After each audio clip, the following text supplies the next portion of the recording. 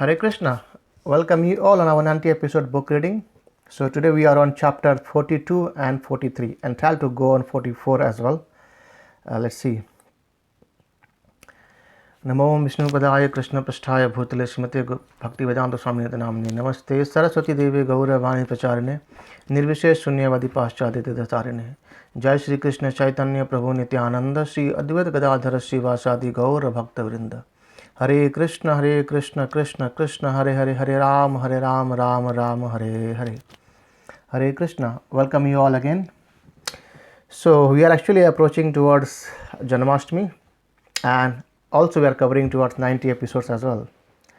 And thanks for inspiring me. So chapter 42, we see that in yesterday classes that Akrura has actually brought Krishna and Balram from Vrindavan to Mathura, and they have already taken a walk through the places of Mathura, on the roads of Mathura. And now let's see the breaking of a sacrificial vow. This chapter describes the benediction. This chapter describes the benediction Trivakra received, the breaking of a sacrificial vow, the destruction of Kansa's soldiers, the inauspicious omens Kamsa saw, and the festives at the wrestling arena.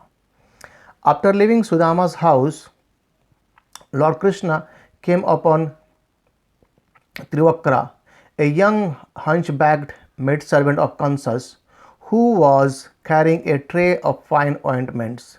The Lord asked her who she was and requested some ointment from her. Entranced by his beauty and joking words, Trivakra gave both Krishna and Balram a good deal of ointment. In return, Krishna stepped on her toes with his lotus feet, took hold of her chin and lifted, thus strengthening her spine. The now beautiful and charming Trivakra then grabbed the edge of Krishna's upper cloth and asked him to come to her house. Krishna replied that after he had taken care of some businesses, he would certainly come and relieve her mental torment. Then the two lords continued their sightseeing tour of Mathura. As Krishna and Balram walked along the king's roads, the merchant worshipped them with various offerings. Krishna asked whether the bow sacrifice was to take place, and when he arrived at the arena, he saw the wonderful bow, which resembled Lord Indra's. Despite the guards' protest, Krishna forcibly picked up the bow, easily strung it, and in an instant broke it in half, producing an ear-splitting sound that filled the heavens and struck terror in the hearts of Kansa.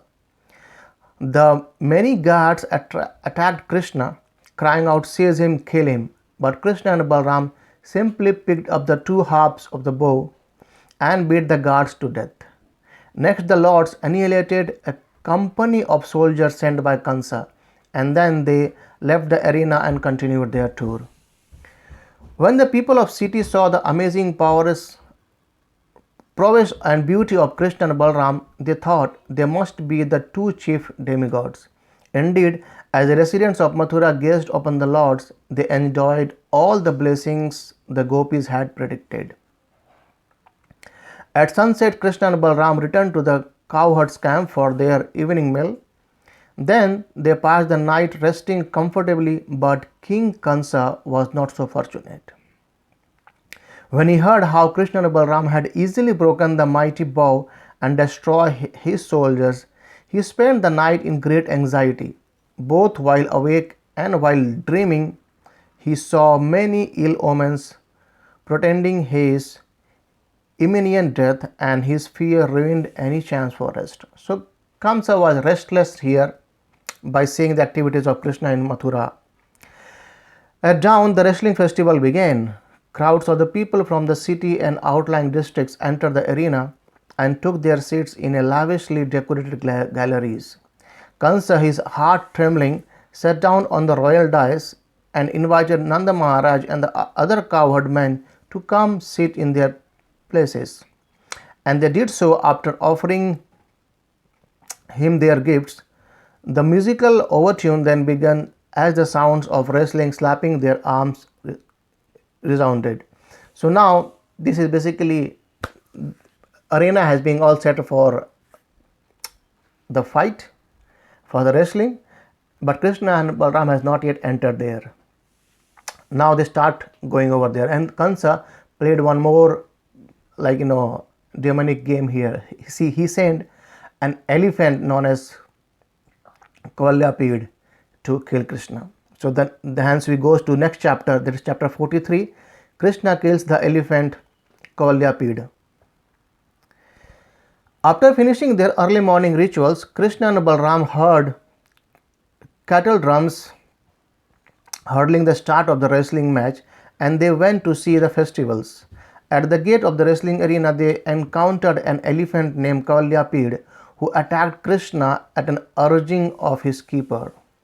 The mighty elephant grabbed at Krishna with his trunk, but the Lord stuck back and then disappeared from the beast's sides among his legs. Aggrieved at not being able to see Krishna, Kavalyapid sought him out with his sense of smell and seized him. But the Lord pulled loose. In this way, Krishna teased and tormented Kavalyapid, finally yanking out one of his tucks and beating him and his keepers to death. So Kavalyapid was an elephant, but he was fully drunk, and the master of the elephant, he instructed to go and kill Krishna and Balram. But unfortunately, he could not do anything, but he arrived towards his own death. Also the keeper got death. Sprinkled with the elephant's blood and carrying one of his tusks on his shoulders as a weapon, Lord Krishna appeared unpredictably beautiful, and he entered the wrestling arena. There, the various classes of people saw him in different ways, according to their specific relationship with him. When King Kansa heard how Krishna and Balram had killed Kavalyapid, he realized they were invincible and became filled with anxiety. The members of the audience, on the other hand, became joyful as they reminded one another about Lord's amazing pastimes. The people declared that Krishna and Balram must be the true expansion of the Supreme Lord Narayana, who had descended into the house of Vasudeva. So, as Krishna entered there, it being described that every people, they saw Krishna in a different way. Like Kansa saw as his enemy, and but the ladies they saw as their husband, and then many of the people, the yogis were sitting there, sages, they see him as Supreme Personality of Godhead, and so on forth. So everyone has actually specific relationship with Krishna. So that is how we need to revive that relationship. So Arjuna has relationship with Krishna as a friend. So there are 5 rasas. And then Chanura then stepped forward and challenged Krishna and Balrama to wrestle, saying King Kansa wished to see such a match. Krishna replied, although we are merely nomadic forest folk, we are nonetheless subject of the king. Thus, we will not hesitate to please him with an exhibition of wrestling. So as they invited Krishna and Balram, they accepted the invitation of wrestling. So as soon as Chanura heard this, he suggested that Krishna should wrestle him and the Balram should wrestle Mustika. So Chanura and Mustika, they will be going to kill soon.